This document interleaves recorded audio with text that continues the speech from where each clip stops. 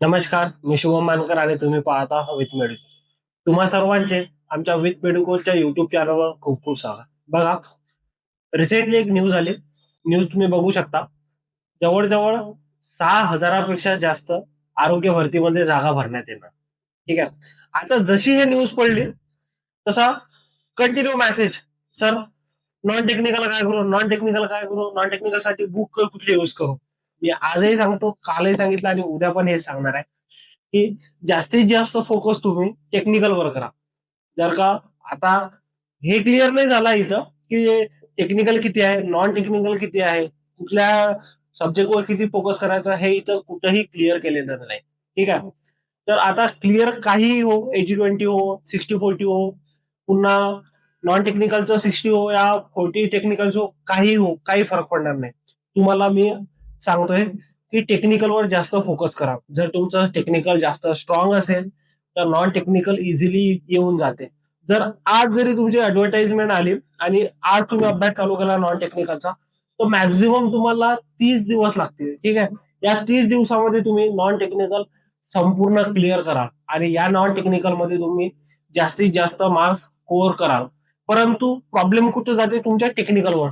जर तुमचे टेक्निकल कुठेतरी फ्लक्च्युएट असलं ना, एक दोन प्रश्न जरी असे गडबडले ना, तर तुमचा रँक खाली येऊन जातो आणि तुमचं जे सिलेक्शन आहे ना, तिथं कुठेतरी एक धोका येतं. तर बघा, तरी सुद्धा मी तुम्हाला तुमच्या रिक्वेस्टवर, तुमच्या जो, कारण की प्रत्येक व्यक्तीच्या जो मेसेज येते त्या मेसेजला रिप्लाय करणं एवढं पॉसिबल नसतं. म्हणून मी तुम्हाला सांगतोय, मी आज व्हिडिओ बनवतोय हा, की तुम्ही कुठले बुक यूज करायला पाहिजे, कुठले लेक्चर यूज करायला पाहिजे, कसं तुम्ही नॉन टेक्निकल साठी जो सिलेबस आहे तो टॅकल केला पाहिजे. तर चला बघूया. सर्वात आधी आपण बघूया टेक्निकल.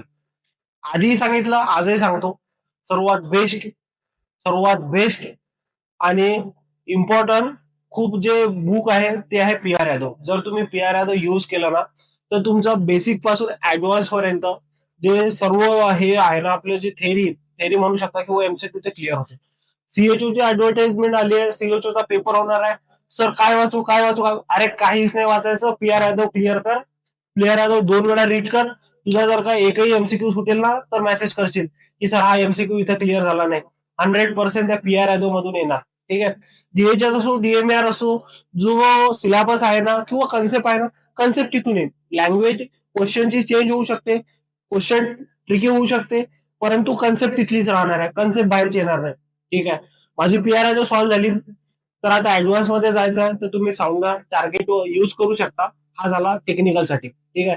आता टेक्निकल झाला, टेक्निकलवर माझी कमांड आली, मला नॉन टेक्निकल करायचं आहे. ठीक आहे. जोपर्यंत ऍडव्हर्टाईज येत नाही तोपर्यंत मी तुम्हाला गाईड करेन.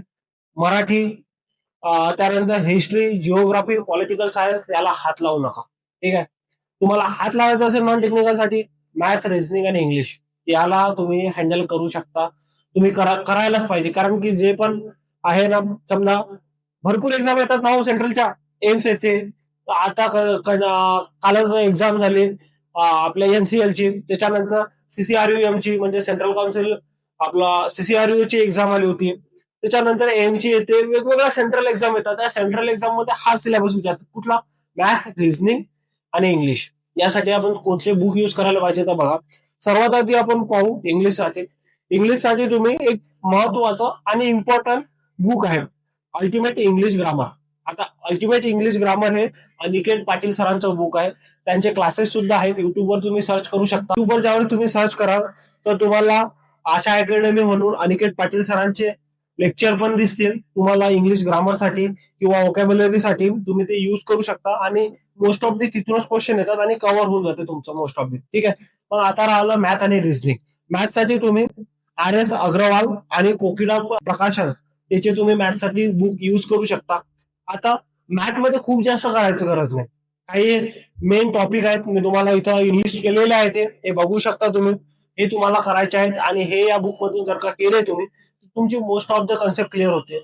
जरी तुम्हाला समजले नाही तर तुम्ही काय करायचं, आपले जे आर एस अग्रवाल सरांचे लेक्चर आहेत युट्यूबवर ते बघू शकता. ते त्या थ्रू तुमचे कन्सेप्ट क्लिअर होतील. आणि हे मॅथ साठी झालं. त्यानंतर रिझनिंगचं बघायचं झालं तर ज्ञान वराळे सरांची अकॅडमी आहे, त्याचे ज्ञान वराळे सरांचं बुक आहे. बुकाचे फोटो मी तुम्हाला सर्व इथं स्क्रीनवर दिलेले आहेत, ते तुम्ही युज करू शकता. आणि जे तुमचे कन्सेप्ट आहेत ते क्लिअर करू शकता. हे झालं तुमचं मॅथ्स, रिझनिंग आणि इंग्लिशसाठी. हे तुम्ही आता करू शकता, ठीक आहे. आणि हे करायला पाहिजे, कारण याच्यावर जर का कमांड आलेला तर जे तुमचं टेक्निकल नॉन टेक्निकलचा सिलेबस आहे, सीएचओ झाला, सीएचओ मध्ये तर जास्त विचारत नाही नॉन टेक्निकलचा, परंतु डीएमआर डीएचएस झाला तर तुमचा जो संग्राम झालेला आहे मनात निर्माण की नाही मला नॉन टेक्निकल करायचं, मला नॉन टेक्निकल करायचा. अरे हा नॉन टेक्निकलचा भूत तुमच्या डोक्यातून उतरून टाका, ठीक आहे.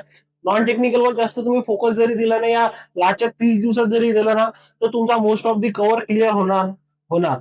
आणि सर तुमचा प्रश्न आहे की कसा होणार, मी गॅरंटी घेतो. मी तुम्हाला लेक्चर प्रोव्हाइड करेन, एकदम 90% तर फ्रीज देण्याचा प्रयत्न करेन.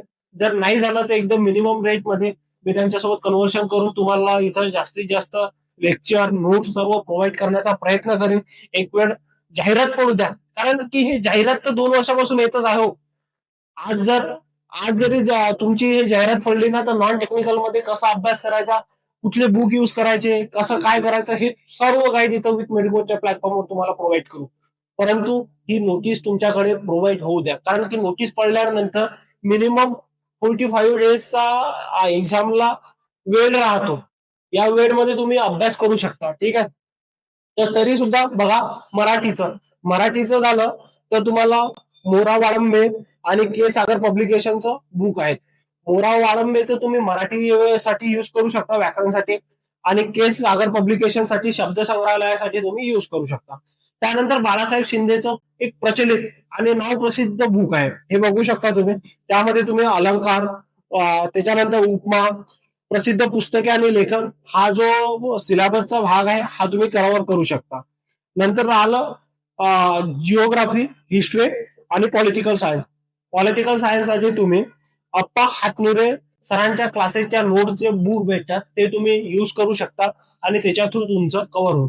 आता यांचे क्लासेस सुद्धा आहेत, हे क्लासेस सुद्धा तुम्ही बघू शकता. आणि रिझनिंग साठी वेगळे क्लासेस राहतात, युट्यूबवर तुम्ही सर्च करू शकता, ते तुम्हाला प्रोव्हाइड होतील. ते तुम्ही करून तुमचं रिझनिंग कव्हर करू शकता. हा झाला तुमचा नॉन टेक्निकल साठी बुक्स. आता हा बुकचा विषय संपला, ठीक आहे. आणि जर तुम्हाला आज जरी नोटीस पडली तरी मी तुम्हाला वेळ, एमसीक्यू बेस, त्याच्यानंतर जे कन्सेप्ट क्लिअर होतील आणि ओनली बस जे तुम्हाला गरजेचं आहे तेवढंच, कारण की मराठी व्याकरण म्हटलं, इंग्लिश ग्रामर म्हटलं किंवा रिझनिंग मॅथ म्हटलं तर अनलिमिटेड आहे. समजायला पण किचकट जाते आणि कव्हर करायला पण किचकट जाते. तर ह्या गोष्टी सर्व मी तुम्हाला रॉ मटेरियल प्रोव्हाइड करेल. फक्त काय आहे की एक प्रॉपर वेळ येऊ द्या, ठीक आहे. आणि प्रयत्न करा की टेक्निकल कडे जास्त फोकस करा. टेक्निकल जर कमाल असेल तर तुम्ही कुठलीही एक्झाम, सेंट्रलची असो, स्टेटची असो, कुठलीही एक्झाम असो, ते क्लिअर करण्यास तुम्हाला कुठलाही अडथळा येणार नाही. बस एवढंच मी तुम्हाला प्रोव्हाइड करेन. जर तुम्हाला आजचा व्हिडिओ आवडला असेल तर लाईक, शेअर, सबस्क्राईब करा. आणि जर तुम्ही लाईक, शेअर, सबस्क्राईब केलं ना तर व्ह्यू वाढतात, आणि व्ह्यू वाढले तर गरजू विद्यार्थ्यांपर्यंत हा जो व्हिडिओ आहे हा पोहोचण्यासाठी मदत होतो, ठीक आहे. धन्यवाद.